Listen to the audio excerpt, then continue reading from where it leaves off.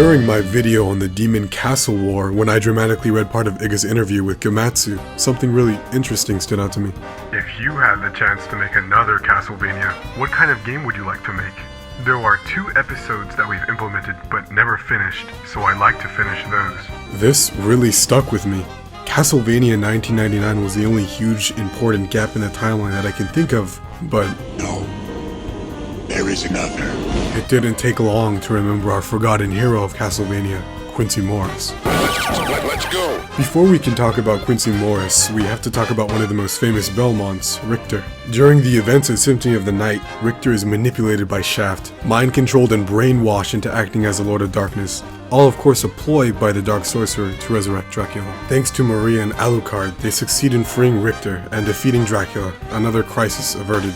But this experience really messes with Richter. He doesn't take this lightly. The strongest Belmont in his lineage, all his ancestors' powers within him, amplified by his determination having defeated Dracula and his army once, but all that only to be slowly manipulated and mind-controlled by Shaft? In Richter's eyes, he was humiliated.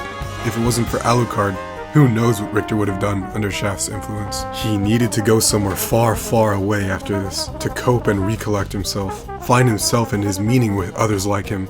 Little did Richter know, this opportunity would come looking for him in the mail.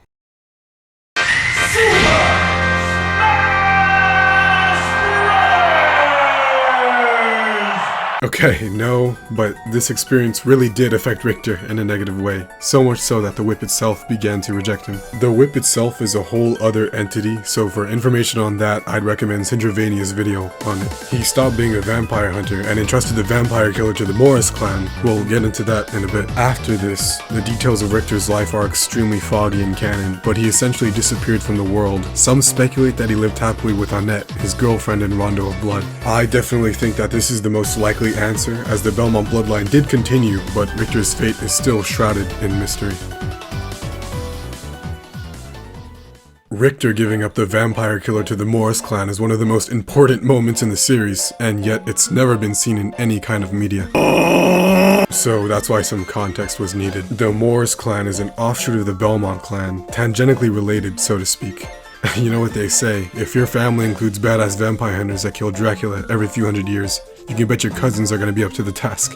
At least that's what Richter was thinking. But luckily for him, he was right on the money. After about 100 years of preparing and training with the whip, thank you, Shinoa, Dracula once again came back to bring destruction upon the earth. No Belmonts, no Order of Ecclesia. It was time to see if Richter made the right decision, if the Morris clan could uphold the mantle and legacy of the legendary vampire killer. Quincy Morris in Castlevania is based on the character from Bram Stoker's Dracula of the same name. Bram Stoker is the creator of Dracula for those who don't know, and made the characters and stories that have been rebooted and reinterpreted, well, too many times to count. Fun fact that you probably know, but Dracula is based on Vlad the Impaler, the prince and ruler of Wallachia in the 14th century, and nicknamed appropriately. There was a misconception about the events of the novel being canon to Castlevania, but looking closer, this obviously isn't the case, as the events and stories are completely separate and don't match up with Castlevania's timeline whatsoever. Rather than the novel acting as the events that played out in this time period, instead Castlevania is just inspired by the novel and uses it to continue its own continuity. For example, 1897 is when Bram Stoker's novel came out. Castlevania uses it as the year that Quincy Morris defeated Dracula. Minor cool stuff like that. The only thing the two Quincy Morrises share in common are their names and their confrontations with Dracula, both ending with them unfortunately dying from the encounter. We can assume Castlevania's Quincy shared other similar traits to him, such as his personality from the book, his looks, and his American roots. Stepping away from Bram Stoker's Dracula,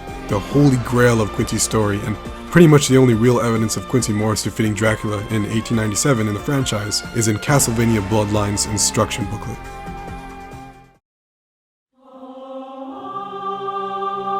Yeah, this is it. Castlevania Bloodlines was made in 1994, and Iga would become producer of the franchise after Symphony of the Night in 1997. They would still keep the Classicvania games made before canon and weave them into the lore in really interesting and intuitive ways. Case in point, Castlevania Bloodlines and the Igavanian games that take place before and after it in the timeline. Portrait of Ruin specifically being pretty much the culmination of the Morris clan's journey, keeping Dracula at bay until you know what. I mention this because Quincy Morris' story was always mapped out as something that happened in Castlevania's history.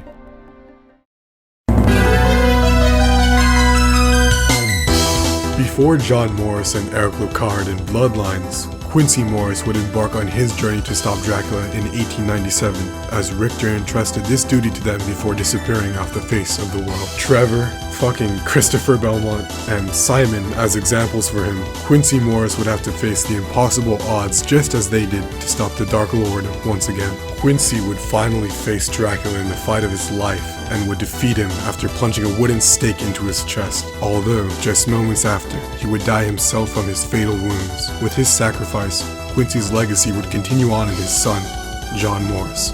Like the Demon Castle War, these events were most likely intended to be in a future Castlevania game. This one is definitely more straightforward than the Demon Castle War, but it sounds like there would have been a lot of interesting stuff, really cool things that could have happened. Specifically, Quincy dying after defeating Dracula. If done right, I could see that being really bittersweet, and honestly, the simple layout of this game makes it seem like it could have been a modern Classicvania, maybe in a similar style to Adventure Rebirth.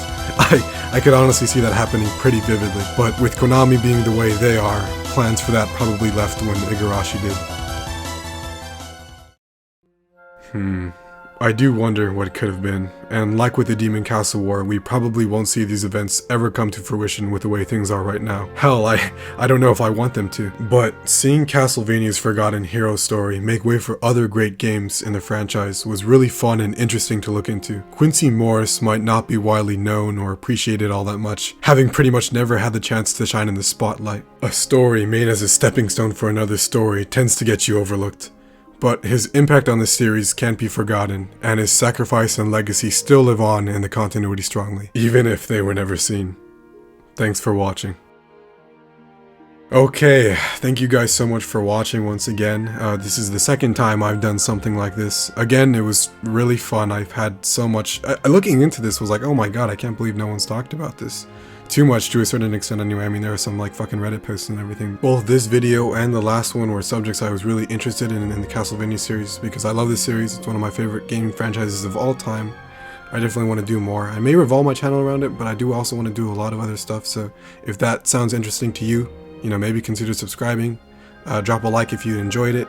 Thank you guys so much. Have yourself a damn good one. Take care, guys. No. You?